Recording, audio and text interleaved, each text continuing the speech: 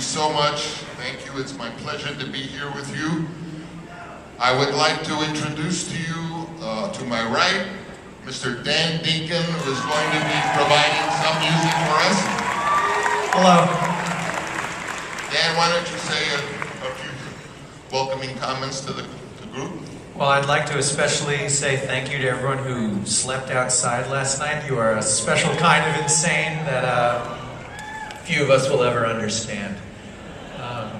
I've never been to a convention like this before, and I guess I went to a comic book convention when I was like 15, but there's an excitement in a city like this that has a convention like this that is, I don't know, it's weird, it's cool, it's good weird though. Alright, I'm rambling, I'm going to give it back to the eloquent man over here. And to my left, I would like to introduce Mr. Val Kilmer.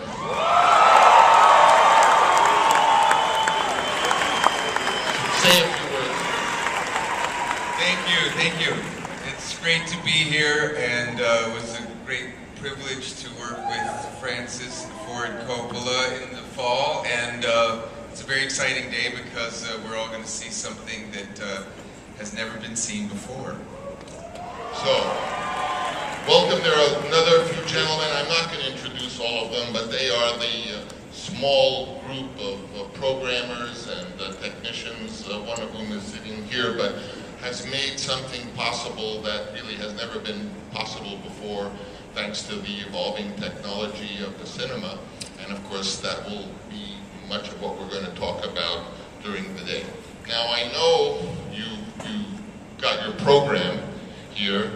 Can we have lights on everyone so I can see everyone here? Put the lights up if we may. So this is the program. Some of you may be young enough to remember. Can we have more light on the audience, please?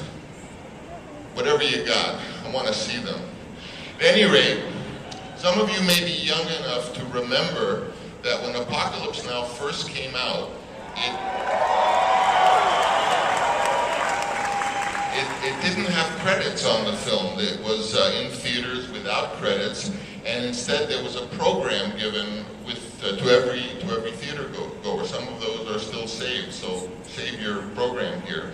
And in that tradition today, I wanted to make a little program that you could see, and basically what I wanted to talk about started about a year, or I guess 14 months ago in the exciting aftermath of Avatar. Many people asked me, I was at a film festival, and they asked me that people were saying, 3D was now going to be the new exciting thing that cinema had to offer, and what did I think of that?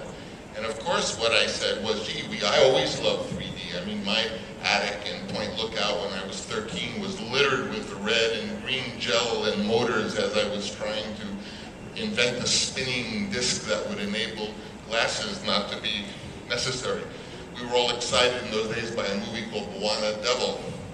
And then there was a few films, then it sort of petered out, and then it revived again with the film House of Wax, I remember. And then there was another tradition of 3D that was a good picture. And then even Hitchcock made a 3D film after that second excitement over the medium. I think it was called Dial M for Murder, although very few people ever saw it in 3D. So what I felt was, 3D with glasses, to me, we've had that experience before. Certainly one thing is different. We have these great computer animated films, which is an easy step for them to do 3D, as you know. And soon and it's easy for television, for digital televisions to have a 3D mode. So perhaps that will be the difference of why the 3D trend might continue. Although for me, and this is just a personal opinion, I don't like watching 3D with glasses. I enjoyed very much Avatar, but I confess that I took the glasses off during much of the movie.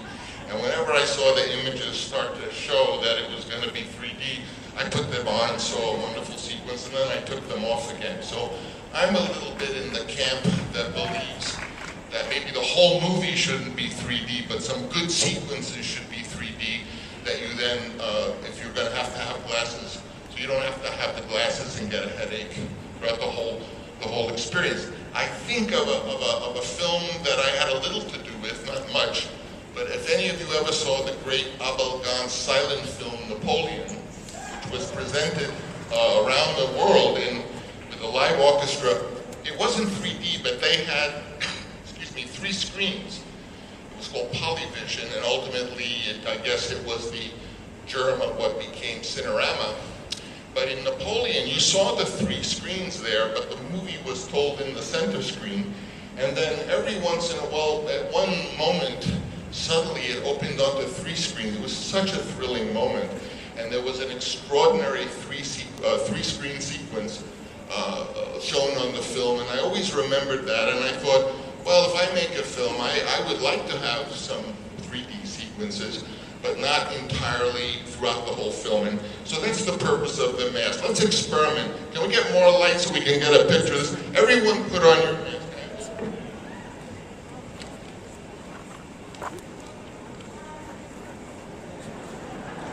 Oh my God, 6,000 Edgar Allan Poes.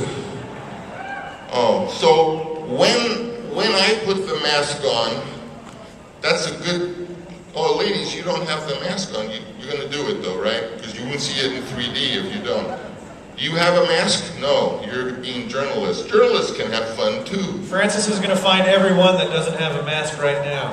Okay.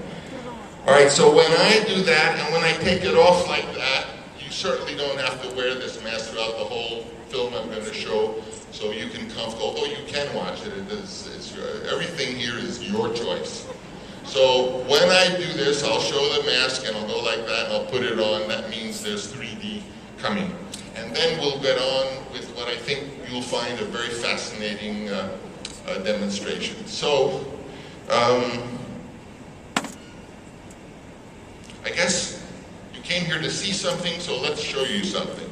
Could we lower the lights and show the first promo ever seen of Twixt? So we have a little time together and I want to make good use of it. I have some interesting things to show you and to talk about, and my colleagues as well. I see I have 41 minutes left, so I'll try to make a very good...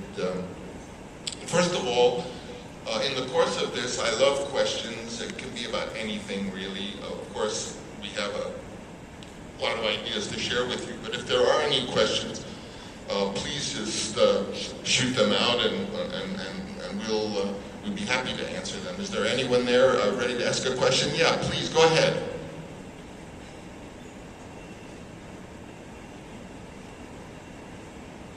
Hi, Mr. Coppola. 20 years ago, you come here to Comic-Con with a film that somehow reinvented a myth of horror. That's the Bram Stoker's Dracula. I would like you to tell us a few words about how that film, the Dracula film, changed your relation with horror as a genre, and how did that change influence Twixt somehow? Thank you. Well, I've always loved the Gothic romance story, the horror story. As you know, I began my apprenticeship with Roger Corman. I sort of learned the low-budget horror film at his knee. You could say I was his assistant, which meant I washed his car every week and mowed the lawn. But I learned a tremendous amount from Roger. And I used to be a camp counselor. I had 9 little boys in my bunk, and I would read to them, and I confess I read the entire Bram Stoker Dracula to those little 9-year-old boys. And so when I was given the chance of doing Dracula, of course I knew the book, I had read it in its entirety, and I liked very much that genre. I think we have wonderful American authors, Nathaniel Hawthorne, Edgar Allan Poe, he's not American, but Robert Louis Stevenson, who lived in the Napa Valley, in fact, for many years. So there's a great tradition in Gothic romance, and those of you who have read the stories of Poe know more of what I'm speaking of. So there's no question that that imagery came and helped me in the making of Twixt. When you see the full film, you'll see the full weight of that. I'll answer one other question, and I want to get on to what we're going to show you here. So please, another question. And it could also be to Val or to Dan. Hi, everybody. Mr. Coppola, I think I speak for everyone when I say it's an honor. Thank you for being here. This is a big thrill for everyone. Mr. Coppola, you said that right now you're enjoying making smaller budget personal films, but do you ever foresee maybe a chance of working with a bigger budget again, or are you pretty comfortable where you're at? Well, what I'd like to do is work with a bigger budget, but with the same economies and the same stringent control, so that for a bigger budget I can make really a much bigger film. And I am writing a new script right now as we speak that is a bigger, I don't know how I'm going to finance this one, because I sort of have a limit of these films that I do myself. But you know, I am writing it. I'm getting old, and I do want to express some things in a slightly larger canvas. Yes. Thank you. I'm going to go on now. There's another gentleman, and maybe every once in a while we'll get more questions. I hope you're not tired standing there. But I'd like to express a few thoughts preparatory to what we're going to talk to with Dan. And it's just that cinema, movies are so young. I mean, barely 100 years old.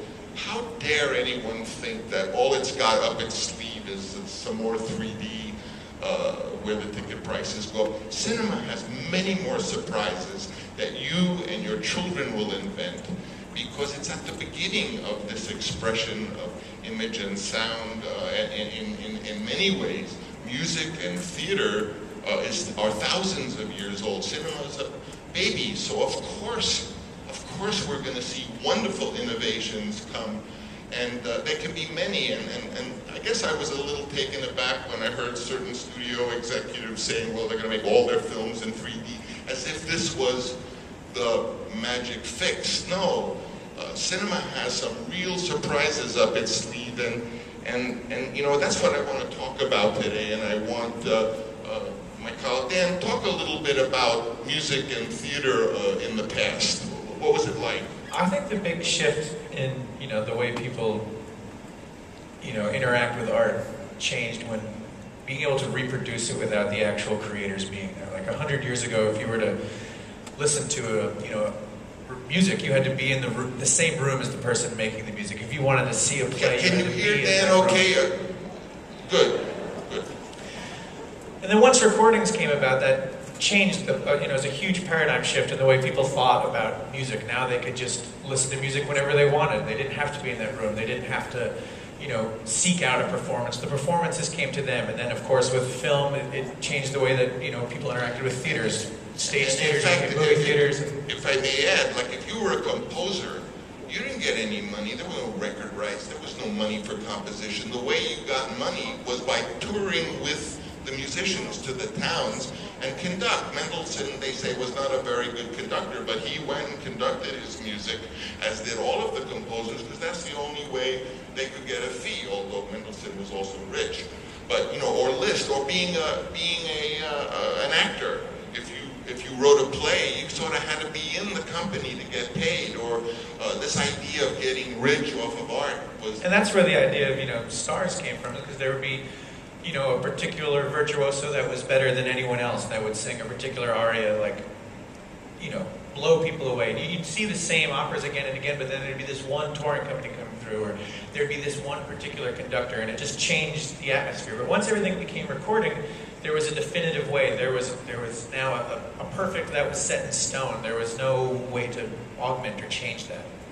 And you have to realize that art has only been recorded or recordable. Technology has only mastered that in the last 170 years. The first photograph, say, was about 170 years ago. The first time art was able to record. And then, of course, sound and the ability to hear Caruso in your living room. And then when some guys put up a sheet and projected a locomotive pulling into the station, audiences were thrilled and shocked. But in a sense, ever since then, most art given to all of us is recorded. It's scanned. It's not live.